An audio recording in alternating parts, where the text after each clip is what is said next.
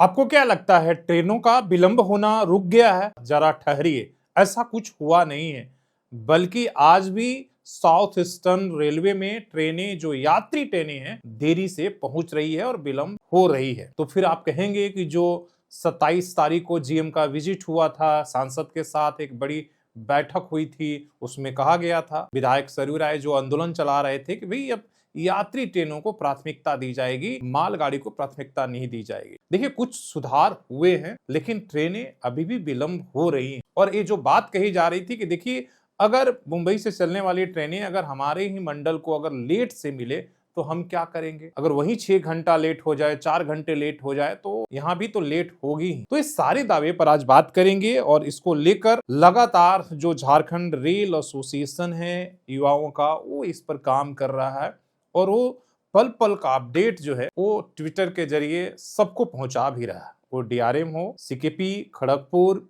या जीएम हो या रेल मंत्रालय हो या हमारे सांसद। आपने देखा कि पिछले दिनों जमशेदपुर के सांसद हो या डीआरएम के साथ जो है कल जोबा मांझी भी एक बैठक कर रही थी, लेकिन उनके प्राथमिकता में ट्रेनों के विलंब पर बातचीत नहीं हो रही थी, बल्कि वो फ्लाईओवर और तमाम चीजों पर बात कर रही थी। संजय सेठ भी आए थे, उनको भी यात्री ट्रेनों से ज्यादा वो प्रोजेक्ट पर बात कर रहे थे। यात्री ट्रेनों पर तो उनसे पूछ लीजिए तो उन्हें पता ही नहीं कि यात्री ट्रेनें इतनी विलंब चल रही, ये हकीकत है। हालांकि उस मामले में जमशेदपुर के जो सांसद है उन्हें मालूम है और कोशिश भी करते हैं, बयान भी देते हैं, बैठक भी। हालांकि आप सबका दबाव का नतीजा। झारखंड रेल एसोसिएशन जो है वो पूछ रहा कि सवाल सिर्फ इतना ही है कि आज जो गीतांजलि है अहमदाबाद से हावड़ा एक्सप्रेस बिलासपुर रेल मंडल के चकदरपुर रेल मंडल को सिर्फ 10 से 20-25 मिनट लेट मिली थी और टाटा नगर पहुंचते पहुंचते वो ट्रेन 1 से 1.5 घंटे लेट। कहते हैं कि देखिए वहीं से 4 घंटे लेट मिली, हमारे यहाँ कोई विलंब नहीं है। सवाल एक, वहां तो 10 मिनट ही लेट। जब दूसरे रेल मंडल जोन के रास्ते में ट्रेनों को देरी को मेकअप कर रहे हैं तो दक्षिण पूर्व रेलवे में संभव क्यों नहीं हो पा रहा है?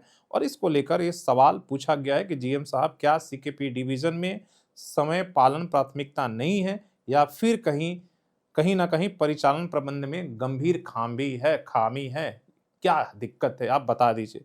एक तो है कि भाई मालगाड़ियों की वजह से कंजक्शन होता, आपके तर्क को हमने मान लिया।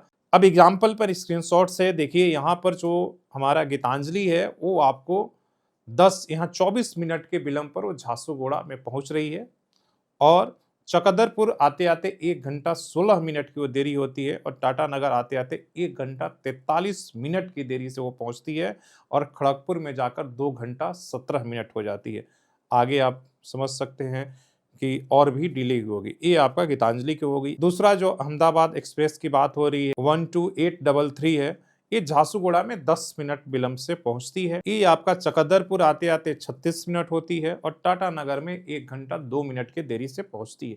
ये सिर्फ एग्जाम्पल के तौर पर हमने आपको दिखाया।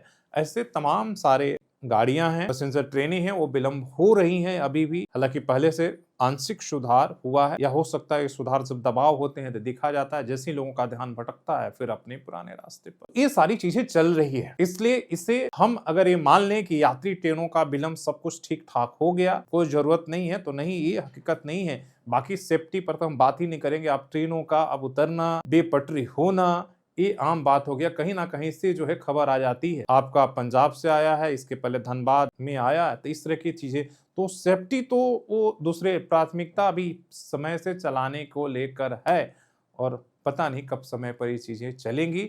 आपकी क्या राय है कि जीएम साहब और के जो है विजिट के बाद, इतनी बड़ी बैठक और के बाद जो घोषणाएं हुई हैं, तो क्या चकदरपुर डिवीजन में या पूरे साउथ ईस्टर्न रेलवे में यात्री ट्रेनों कितना विलंब हो रहा? आप अपने कमेंट से, या सुधार हुए हैं या सिर्फ ये मेरा आकलन है या रेलवे का आकलन है, अभी भी उसी तरीके से ढाक कि भाई कोई ट्रेनें 15 घंटे लेट, कोई 4 घंटे, कोई 10 घंटे लेट चल रही है, वैसा है? आप कमेंट करके जरूर बताइएगा। धन्यवाद।